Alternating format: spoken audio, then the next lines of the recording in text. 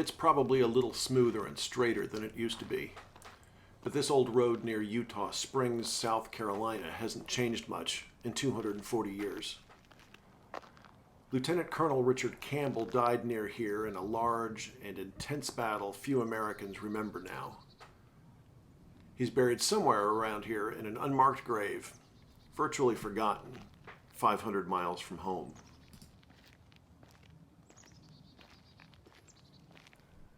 Campbell was from the Shenandoah Valley of Virginia.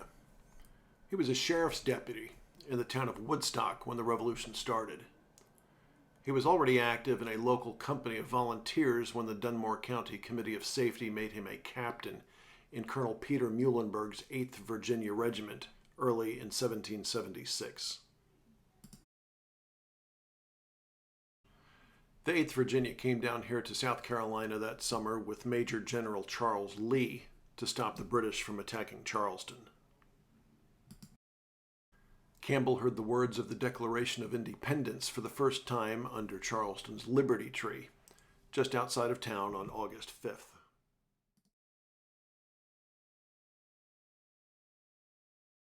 A year later, up north in Pennsylvania, he was at the Battle of Brandywine.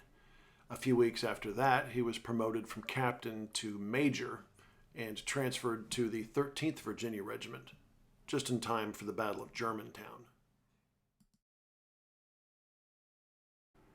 His new regiment was then sent out to the frontier. He was stationed at Fort Pitt, Pittsburgh today, where most of the fighting was against the Shawnee and other Indian tribes. In 1778, he was promoted again to lieutenant colonel. He served on the frontier for 3 years, first under General Lachlan McIntosh and then under Colonel Daniel Broadhead. Campbell and Broadhead didn't get along, and Campbell regarded Fort Pitt as a backwater post. He wanted to get back in the action. He wrote to George Washington asking to be reassigned.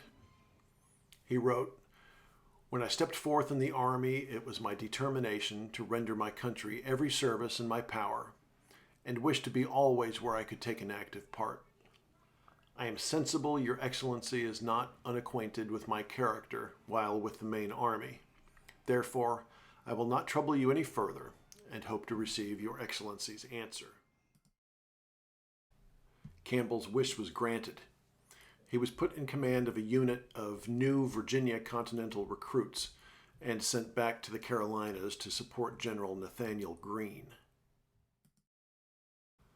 He was at the Battle of Guilford Courthouse in North Carolina in the spring of 1781. Greene then took his army into South Carolina, where Campbell fought again at the Battle of Hobkirk's Hill. He commanded the final assault at the Siege of 96.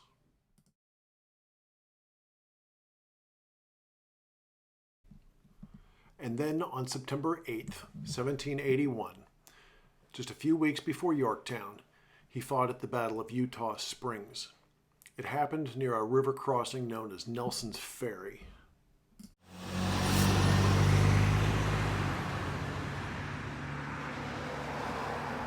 The Continentals approached on this road, coming from where that school bus just went. The main fighting began right about where this parking lot is. Greene was using a variation of Daniel Morgan's tactic of a defense in depth.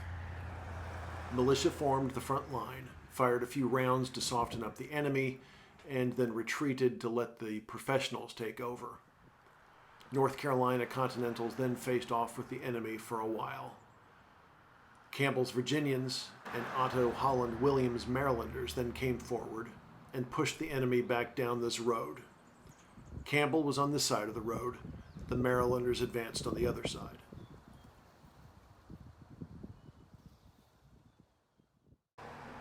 The Americans were winning.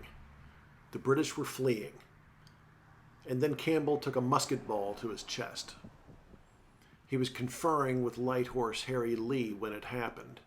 Campbell's 19-year-old son Archibald was also nearby. Campbell sagged forward in his saddle and died very quickly.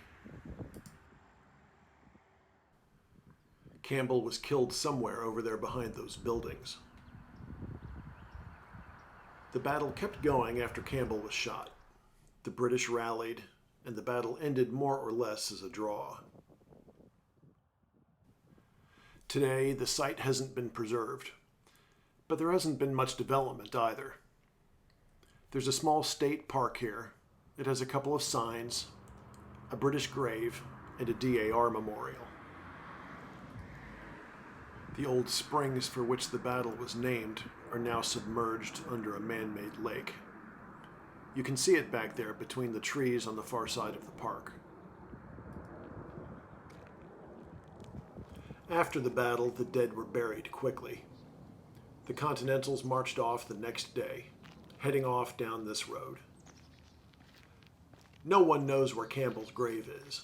There is no memorial for him here.